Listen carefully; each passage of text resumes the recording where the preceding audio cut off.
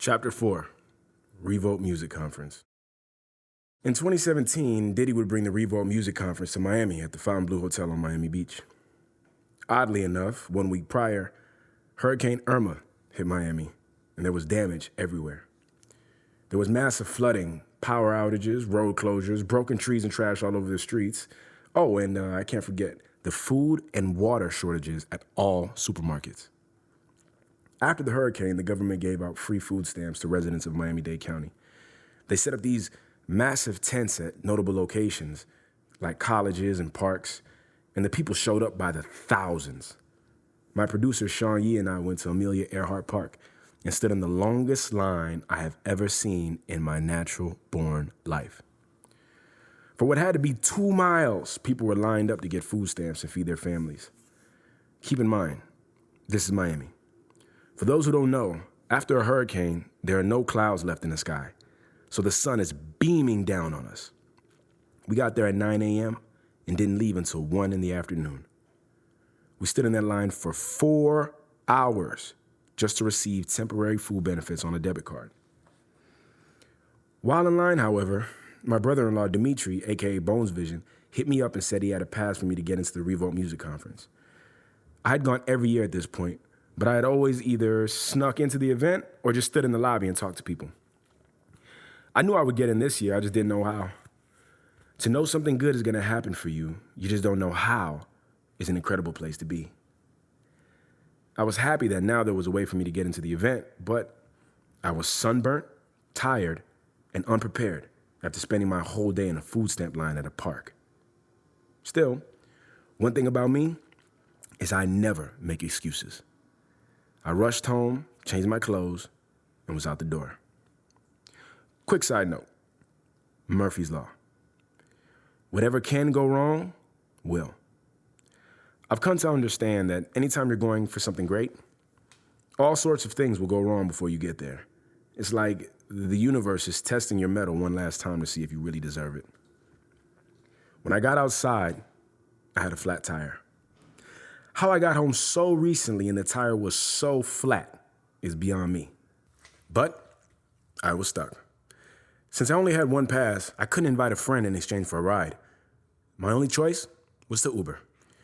It was one of those Uber rides where you don't really know if you have enough to cover it, but you call the car anyway. 30 minutes later, I was at the hotel. My brother-in-law met me outside to give me the pass, only to find out he really didn't have an extra pass. It was more like renting it. 2 of us would use the pass to get in, then take 1 off and get more friends in. We passed around the same wristband the entire event. I normally love Revolt, but this time I was just out of it. I was tired from standing in that line for hours and tired at the fact that I had to stand in that line for hours just to get food credit. I stood in the lobby and saw all types of rappers, singers, and entourages dressed nicely from head to toe with all that promo material. And here I was, alone with not even a business card to hand out. Needless to say, I was pretty down on myself as I sat in that lobby.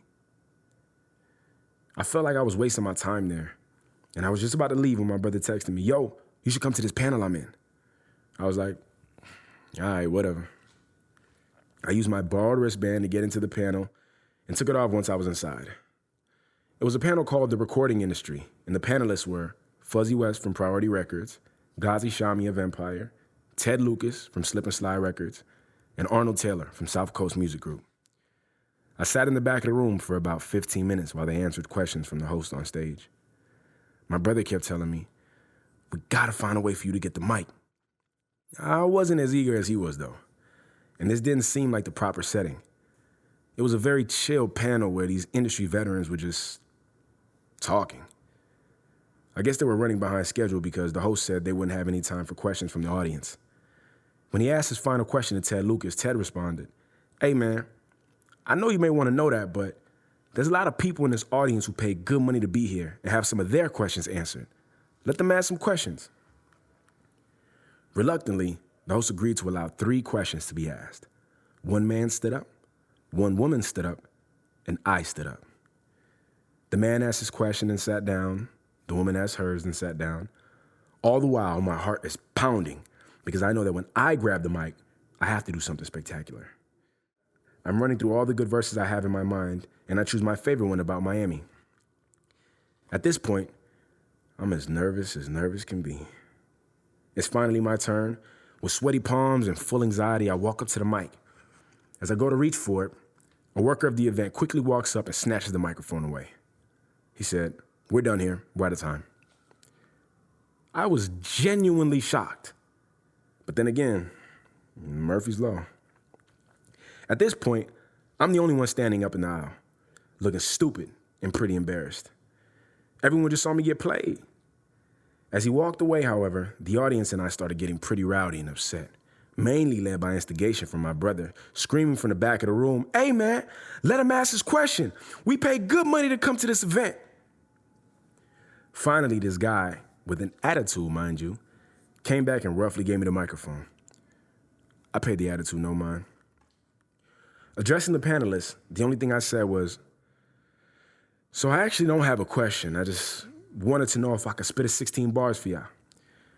My question was met with immediate groans from the crowd, who obviously didn't want to hear any whack rapper bars today. While the crowd was still cringing, I just went into my flow. I told myself, I'm only stopping when I either run out of breath, can no longer hear myself due to all the screams from the crowd, or they come take this mic from me by force. Luckily, the better option took place. I literally, just by being fearless, shifted the energy of that entire conference room, ultimately getting a big standing ovation from the entire audience and all of the panelists on stage. Even the rude stage worker shook my hand as I gave him back the microphone in the same manner he had handed it to me. For the remainder of the conference, I was treated like an A-list celebrity by everyone who saw what I had done. I met tons of people and still have many lifelong friends because of that moment. I think the most important thing that I took away from that day was confidence in myself and in my abilities. Even when you're technically doing something wrong or against the rules, if you come at it with heart and determination, you can create one of the greatest moments of your life. Trust me when I tell you the best feelings and experiences of your life are on the other side of fear and taking a chance on yourself. Work on your skills until you can go toe-to-toe with the best. Then just be fearless enough to perform any and every time you need to. Just bring it, man. And I promise, you'll see every door open up for you and give you more than you could have ever hoped for. Just do it. Every time I post a video of what happened that weekend, I always get back testimonies about how incredible what I did was and how these people wish they could have done the same thing.